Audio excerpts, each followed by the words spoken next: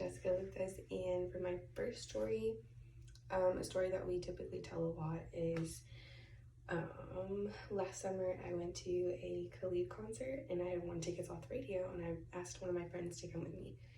And so we went and we're like, oh my gosh, we're gonna have such good seats, blah blah blah, whatever. We were so excited.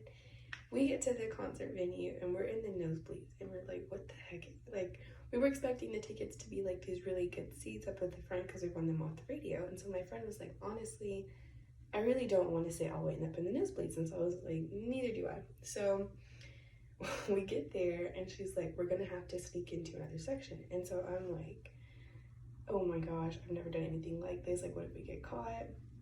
So I'm like kind of low-key stressing out, but whatever, it's fine. And then I'm like, okay, we're gonna have to go in with a large group of people so that way we can just like slide right past the security people and then like just go in.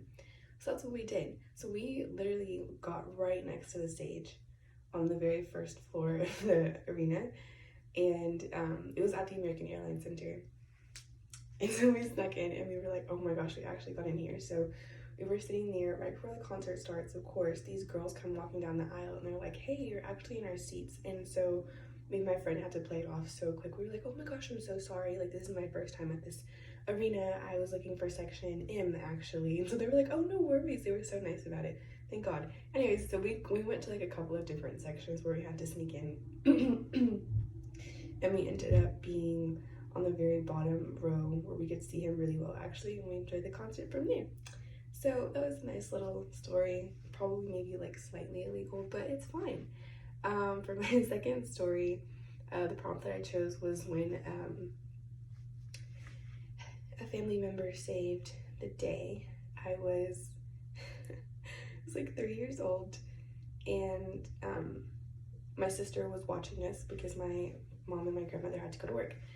And so the rule was like you only ate or drank in the kitchen. You did not eat or drink anywhere else, not your bedroom, not the living room, nowhere.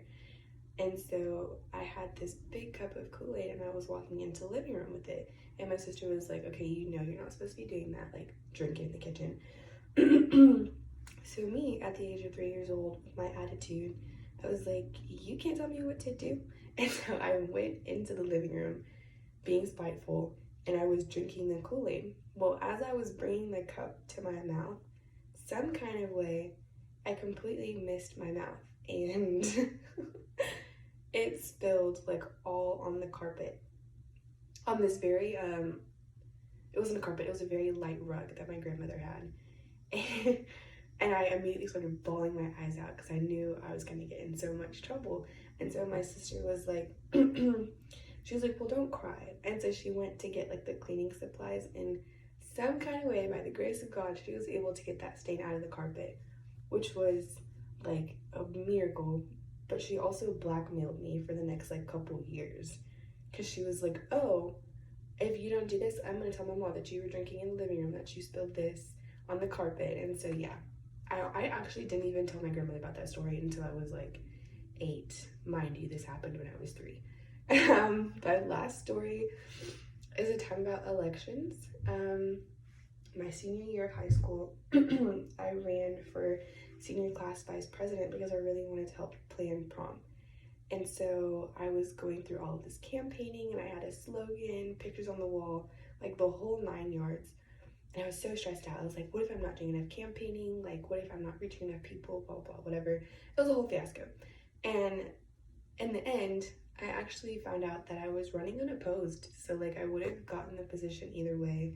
So I kind of, like, stressed out for no reason. But, I mean, we're here. I got the position. So, yep, those are my stories.